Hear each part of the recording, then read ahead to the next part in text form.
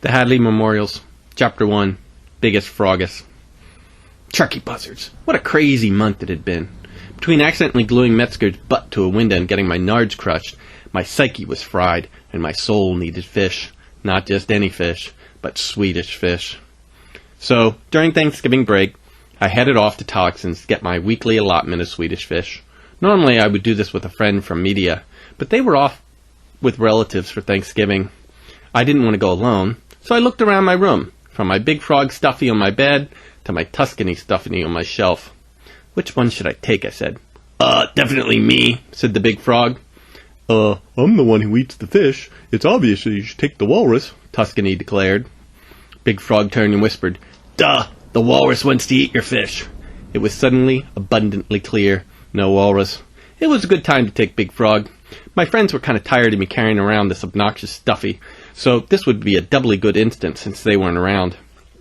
Sure, frog it is, and I hoisted the frog off the bed and carried him out of the house and across the golf course. I was walking along Putter Avenue when I heard a little girl's voice call, "Hey, Bill! That's a cute stuffed frog, and big, too. I mean, he's the biggest frog I've ever seen." It was Greta Weaver, Chuck Weaver's younger sister, and boy, could she talk. "So where'd you get such a big stuffy? I would like one, too. I mean, maybe not a frog, maybe a big monkey. What's his name? Gigantic Frog? Yeah, I would name him Gigantic Frog. No, maybe Yuji Froggy, or Biggest Frogus. I like that one," she continued. "Well," I said, I call him Big Frog." Not very original," Greta said, looking at me sideways. "You should rename him. I'll help. I'm an expert stuffy namer." Actually, he doesn't want a new name, and he doesn't like being called a stuffy, so I'll be on my way. "Where are you going?" "Oh, I know. You're going to get those Swedish fish. Chuck says you're a freak about getting those things. Personally, I think they taste like sugary cardboard, but I guess they are candy. Hey, I'll come along too and get some candy." My mind was swirling with the relentless insults she was flinging. "Look, Greta, I'm going to Tollickson's alone. And anyways, your mom will never let you cross the highway with me." "Oh, yes, she will. She's been telling me to get lost and stop bugging her for hours. But I can see you're on a mission. Ooh, probably a secret mission." Yes, I am." "Great! I'll be your secret agent." Greta smiled. "No, I don't want to be seen with you," I yelled. "Got it, boss. I'll be stealth." Just then, Greta's mom called from the front door. "Greta, leave Bill alone." Saved. I started walking fast down Powder Avenue and turned on Media towards the highway. At the end of Media, I came to Will Street Pike. It's actually a pretty small road, just one lane either direction, but it was an old road that crossed the entire state of Pennsylvania. Most of the time, we just called it the highway. I stood at the side for a safe break to cross. After a few seconds, a black BMW whizzed by.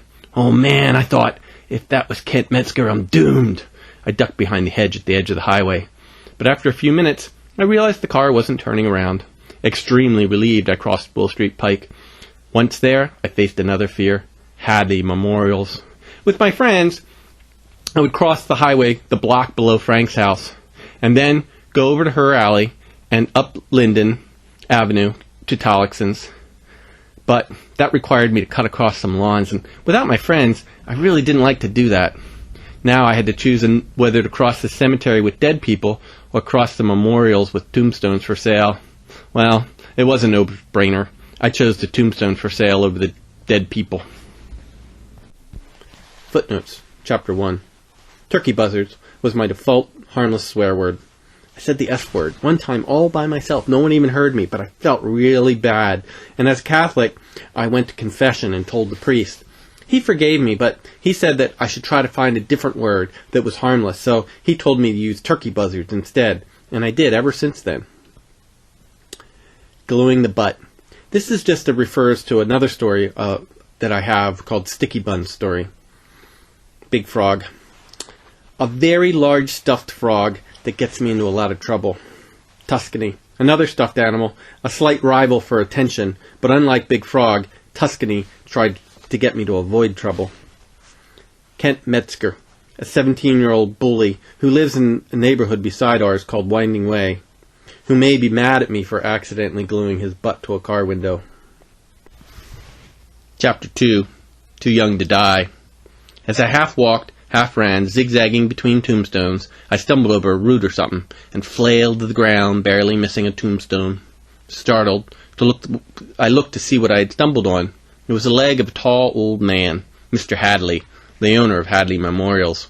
He was on his knees, snipping grass around a tombstone for sale with a hand trimmer. He didn't even notice or look up at first. I stared at him, methodically trimming each individual blade of grass around the tombstone. With a final snip, he looked up at me and grinned kind of eerily. Mesmerizing it, isn't it, kid? Trimming tiny blades so even. The old man stood up, all 6'9" of him. He towered above me. Well, son, are you here to buy a tombstone or a plot? He asked in a voice so deep it ached. Neither, I stammered. Sorry, I'm just cutting through. What about the frog? He's looking well, shall I say, not very well. Mr. Hadley toothily chuckled.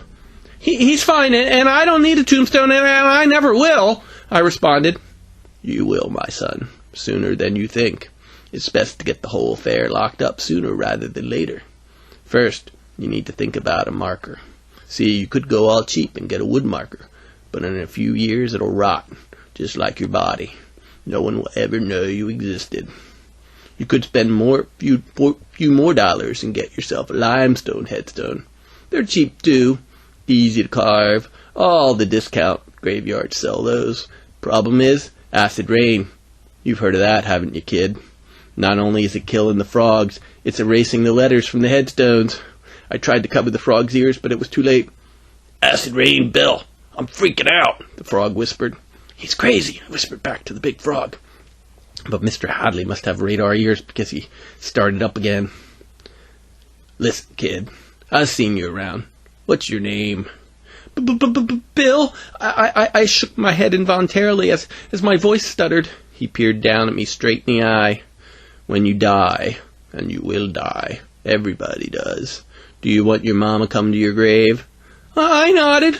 Well, if you get yourself one of those cheap limestone headstones, in a couple years the acid rain will corrode it, and it won't read Bill lies here. It'll read ill eyes ear. Do you want your mama fretting ill's eye ear, do you, son? No, I whispered. Then tell your mama you won't expect anything less than marble. Marble stays perfect forever. Have you seen those Greek marble statues? The ones with the no head and broken arms, I fretted. Well, the arms and legs do break, but nothing's really perfect, son. It was too much death, too much finality. My mind swirled until I blurted, Mr. Hadley, I don't want to buy a tombstone today. Oh, why didn't you say so, son? You came here for a coffin. Step inside my showroom and I'll show you the best. Mr. Hadley gently smirked. I was about to say no thanks when I heard the roar of Metzger's motor nearby. He must be looking for me. My mind panicked. I stuttered reply. Sure, coffins. That must be what I'm here for. In a voice calm and low, Mr. Hadley stared at me and reckoned. Phil, a coffin is so much more important than a tombstone. A tombstone is for the living, but a coffin is for when you're dead. One question, Phil. When you're dead, do you want worms to eat your brains? No, oh no, of course not. That would be awful. I trembled at the thought. See, if you buy a cheap wood coffin, it'll take the worms just a few weeks to get in and find your brains. I would suggest a fiberglass coffin with a concrete vault. It's maximum worm protection. I'm with you, sir. No worms. My mind swirled like worms. Oh, I glanced back towards Meady and the highway. I saw Metzger's black car heading south. He must be looking for me. I was worried. Well, son, I'm impressed. You're a decision-maker. Marble tombstone, fiberglass coffin. Now I got one last question. What if you're in some accident, and they think you're dead, but you're not? Mr. Hadley's eyes were wild and crazy. I don't know. How would that happen? I stammered. Son, it happens. Probably more often than you'd like to think. Who was they? I was shaking. This is very disturbing. Doctors, my son. Don't trust them. Why? Simple. There are doctors who graduate at the top of their class, and then there are others who graduate at the bottom. Knuckleheads. They're the ones who work mostly with the dead. Well, I want a good doctor, I screamed. Son, I'm just saying. I've had to dig up a few coffins, and I found scratches on the underside of the lid. It seems to me that some of those people were buried early. Maybe they were unconscious or asleep, and the doctor just said they were dead. Shabim shabam, they're 6 feet under. I could barely get words out of my mouth. You're kind of freaking me out. I'm sorry, son. I'm not trying to do that. Actually, I'm trying to comfort you. Look, if you find yourself suddenly reawakened in the dark, that would be a sad affair. Wouldn't you like some matches for some light? Well, I guess so, but I don't want to wake up in a coffin. That's my point. Contingencies, my son. Mr. Hadley looked me straight in the eyes. For $100, I'll put 50 matches in your coffin. That way, when you die, you wake up in the coffin, you'll have light. Wait, I'm not stupid. That's like $2 a match. Matches cost like 5 cents. I scowled at him suspiciously. Phil, look, after you're so-called dead, he raised a huge, wrinkly hand and gave the quote marks action with his bony fingers. By some over-aggressive, dead-calling doctor, I'm your only friend. I guarantee the matches, or your money back. Now, some discount funeral homes, they'll sell you the matches cheap, but they won't put them in the coffin. They'll keep the matches and pocket the money figuring you're dead. He looked at me straight in the eye, nodding his huge head slowly and rhythmically. You want the matches, don't you? I felt like throwing up. Yes, I need the matches. I slowly nodded back at him. Let me draw up a contract, and you're safe to die. Don't worry. There's no money up front, or at least not much. Mr. Hadley started towards his office. Contract? I'm not old enough for a contract. I'm just a kid. Mr. Hadley stopped in his tracks and returned, his eyes gleaming and flickering like fire. Phil, you're old enough to die. You're old enough for a contract that protects your contracts with all the rights that they afford. Just then someone tapped me on the shoulder and nearly faded. Ah! Bill, what's the code word? I turned to see Greta looking up at me with her big green eyes. Greta, what are you doing here? I stammered. Greta looked at me slowly, then turned to the right and to the left. Shh! I'm a secret agent. You're not allowed to cross the highway alone, I yelped. Bill, I didn't. I followed you across, she explained. Hey, little girl, you looking for a tombstone? Mr. Hadley chimed like he was selling roses. I'm looking at 'em all over the place. Greta cheerfully responded. I yanked on her shirt. We gotta get to Tollexon's, get some candy. Mr. Hadley turned wisely. He immediately understood Greta would be frustrating and walked towards his office. I'll get the contract ready. Stop by my office after your candy grab. Remember, I'll give you a good deal, Phil. I gave a half-hearted nod. I kept yanking on Greta's shirt as we half walked, half ran past the rest of the tombstones. Bill, you're stretching the sleeve of my CIA garb, Greta grumped. Sorry, Greta, we need to get out of here. I stumbled a little and yelled, Turkey buzzards! Greta looked up. Where? I looked over at Greta, who was scanning the sky. Where? Where are the turkey buzzards? I was just swearing. I'm sorry. I'm just freaking out a little, I blurted. Greta looked at me confused. When? When what? I said. Swear. When did you swear? She chirped back at me. What do you mean? I asked. Oh, but when did you swear? She asked. Turkey buzzards. I rolled my eyes in frustration. Greta looked up in the air again. Bill, I don't see any birds. You're crazy. I tilted my head. Turkey buzzards is my swear word. There are no birds. Greta smiled. Really? Chuck usually says shh. No. I put my hand and covered her mouth. No, Greta. What? She looked at me irritated. Don't say swear words, I humped. She stopped and put her hand on her hips. Why? Because I don't want to hear them. No one does. I turned and walked out of the Tombstone place as fast as I could. Bill, wait up, Greta yelled. I pretended not to hear. I just kept walking. Bill, come on, Bill. Chapter 2, Footnotes. Acid rain. A problem in the 1970s and 1980s from coal-fired power plants, burning coal and releasing sulfur into the atmosphere, which in turn rained back to the earth and poisoned the lakes and ponds. Initially, politicians called it fake science, but after the devastating effects occurred throughout the Northeast ecosystem, some laws were passed to limit sulfur emissions. Chapter 3. Who's asking about me? I finally stopped running when I got to Linden Avenue. I stood there and waited, and Greta sidled up beside me. I turned to her, annoyed. Greta, I asked, why are you here? Remember? I'm a secret agent, she beamed. I huffed, maybe a little more silently this time. I looked left, and then right, and then whispered out of the side of my mouth. Okay, Agent G, this is a dangerous mission. We can't be seen together. When I tell you, you sneak to the big rhododendron bush on Ekman Road, and I'll meet you there in 5 minutes to discuss the next part of our plan. In secret. I'm heading south, towards Spring Avenue, to throw off any tails. Don't let me down. You have a tail? Let me see, Greta said excitedly. I rubbed my forehead. No, I mean that make sure no one's following us. Oh, Metzger's trying to find you, Greta said matter-of-factly. What, how do you know that? I stammered. Well, I was walking down Media Avenue following you, and Metzger drove by. And Metzger then stopped and rolled down the window and asked if I'd seen Hershey or you.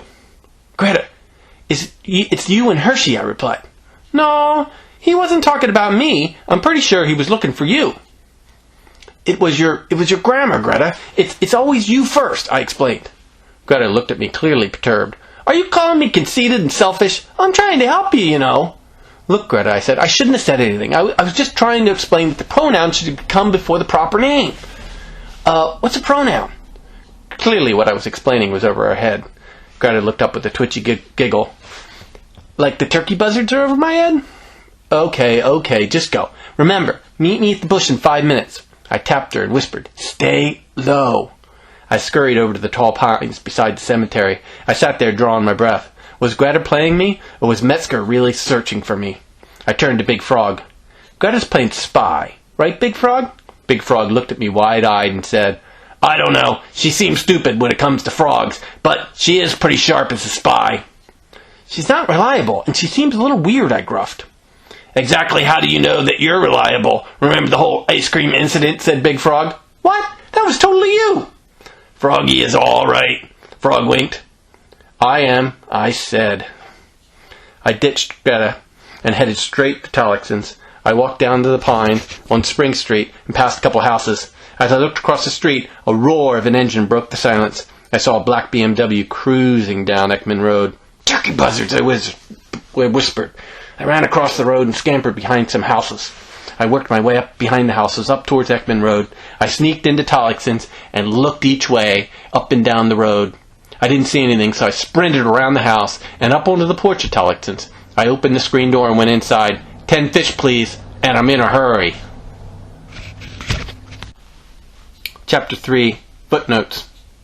The incident to which Big Frog is referring to happened a couple weeks before. Big Frog convinced me to get out of bed after bedtime and get him some mint chocolate chip ice cream. When we were in the kitchen dishing the ice cream, my mom caught us. I blamed the frog. And even though Mom didn't believe me, Big Frog decided that our trust had been broken and that I was the unreliable one. I said. I was telling my stuffy as consciously an attempt on my part to express what my dreams are all about. A Neil Diamond quote. Tollickson's candy store. Tollickson's was actually more than a candy store, but also had a few grocery items and some dry goods, but not a lot. The store was really just a living room of Mr. and Mrs. Tollickson's house, and there was no sign on the building, and it looked like every other house in the block, except inside was a candy gold mine. Chapter 4. The usual Pigeon. Tollickson's candy store was dimly lit like it always was. The shades were pulled down, which on a sunny day gave the room a sharp, dusty streaks of light shining on the walls and the floor. Mr. Tollickson had been dozing on a recliner behind the long candy display case when I came in. He hadn't heard my order. "Good afternoon, Bill," he said wearily. "How many fish today? 35 like usual?" He began to slowly rise and tip up his hat, which had been shielding over his eyes as he dozed for a better snooze. No, just 10, and I'm kind of in a hurry."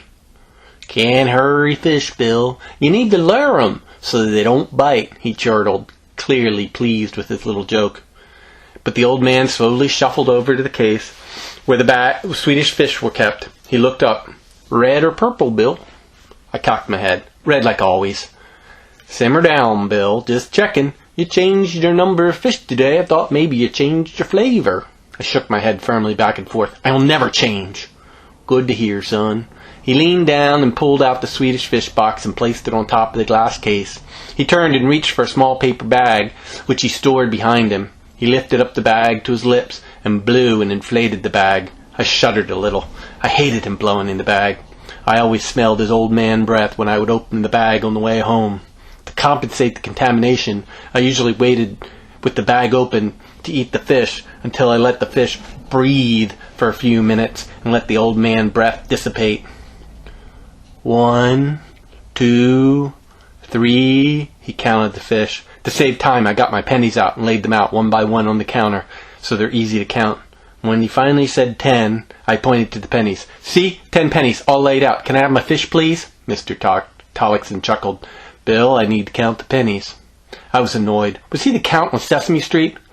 And what seemed to take forever, he counted the pennies and then handed me the bag. I grabbed it. Thanks, I said, and I ran out the door. I stopped short on the porch. I looked both ways, but I saw nothing.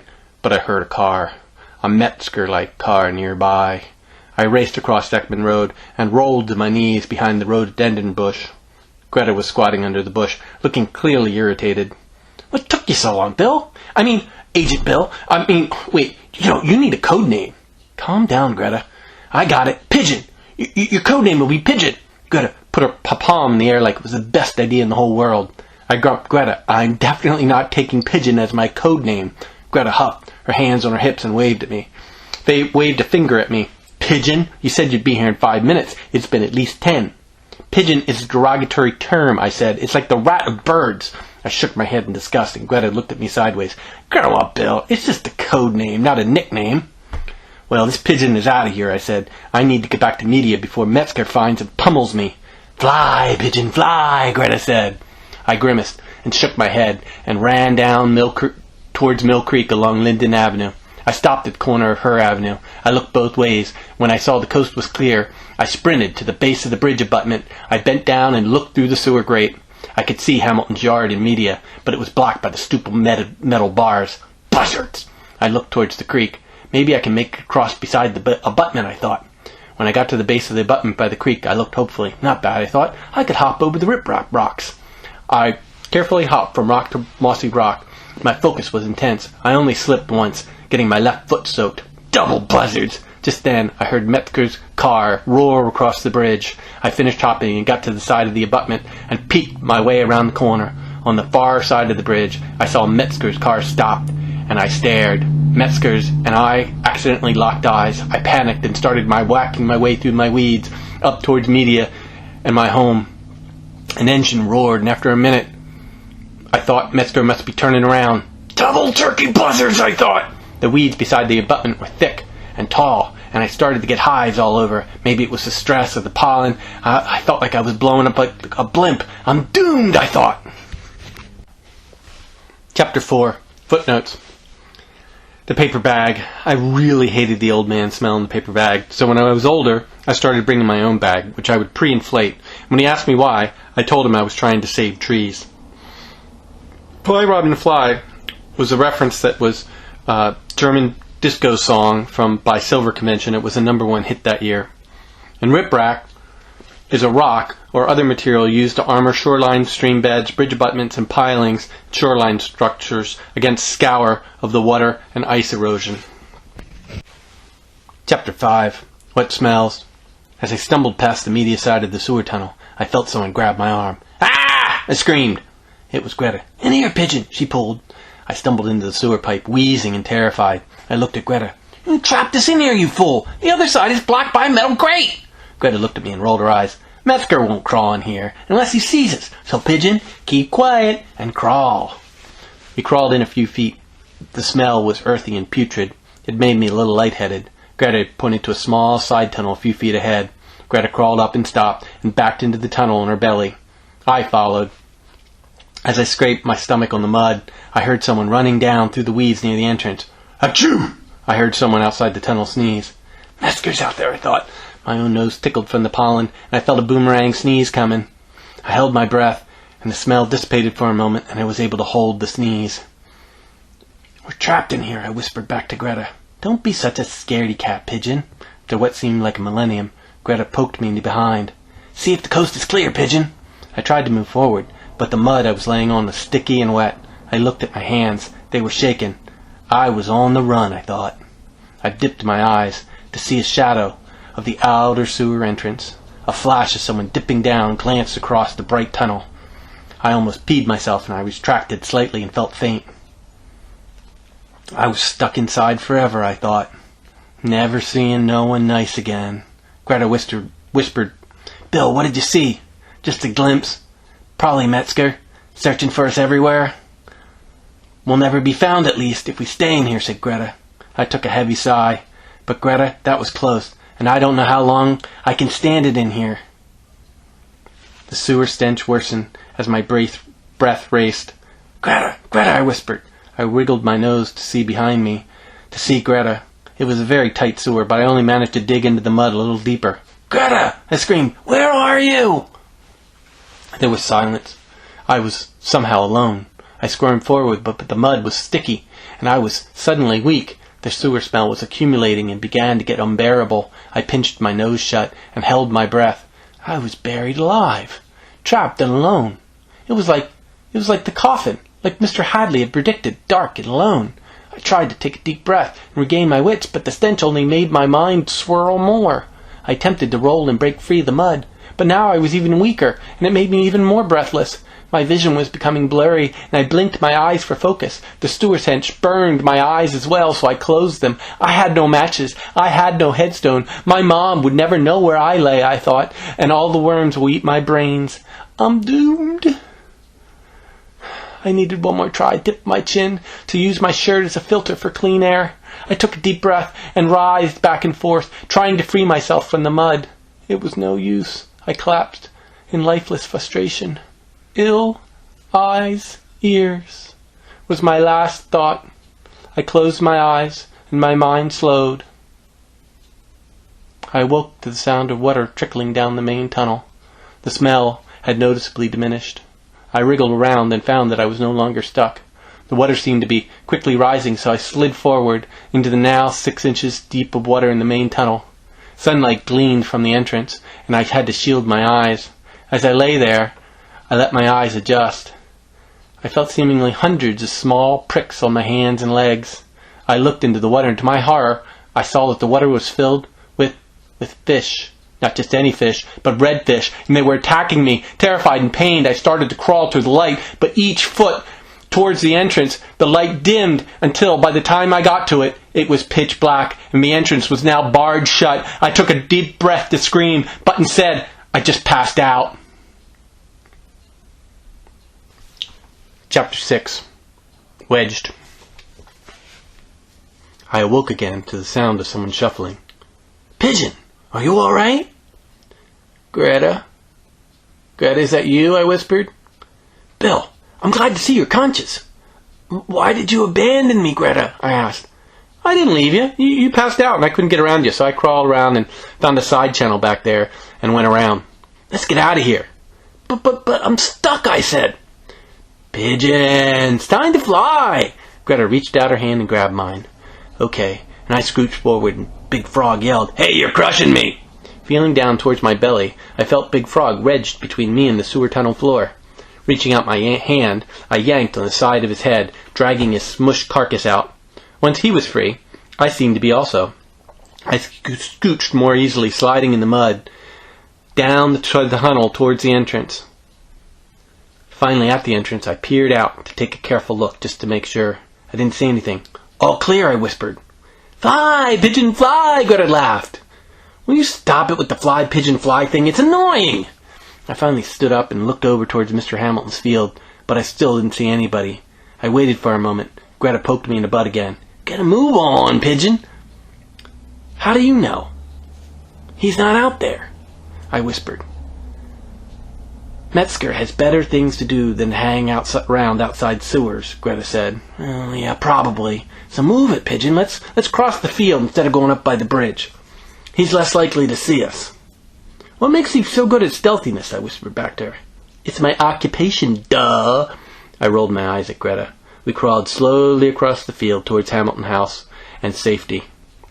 We made it out of the meadow, right where the driveway meets the parking area. "Great. I think we're good. Let's walk," Greta smiled. "Pigeon agrees," I said.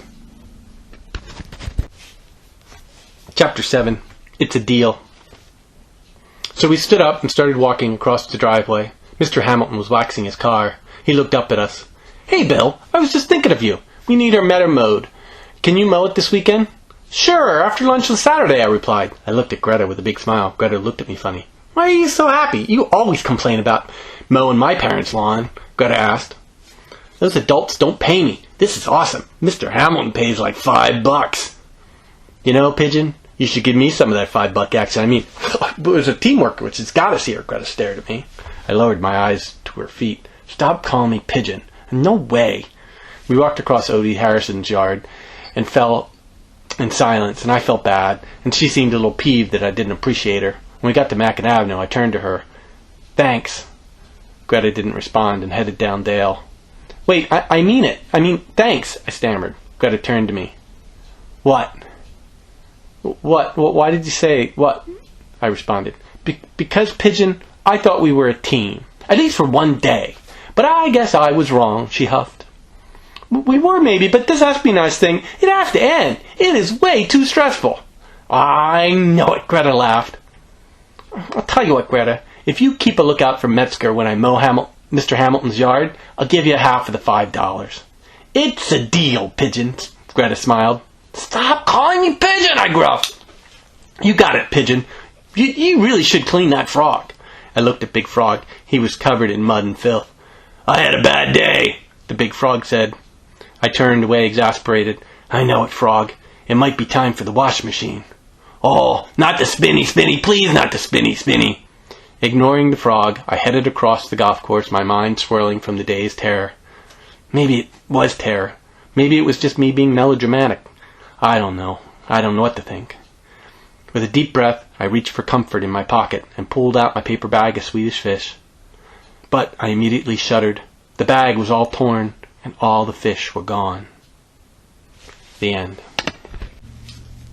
Footnotes, Chapter 7. The Hamiltons owned a large estate that was between Mackin Avenue and Mill Creek. Unlike many people in Winding Way, they were generous to the kids of Media Heights. Mowing lawns. After a certain unfortunate incident that was not my fault, I had to mow Mr. Weaver's yard for a whole summer as punishment for free. And the wash machine is Big Frog's worst nightmare. He calls it the spinny machine. He doesn't like to get all wet and go spinny. The end.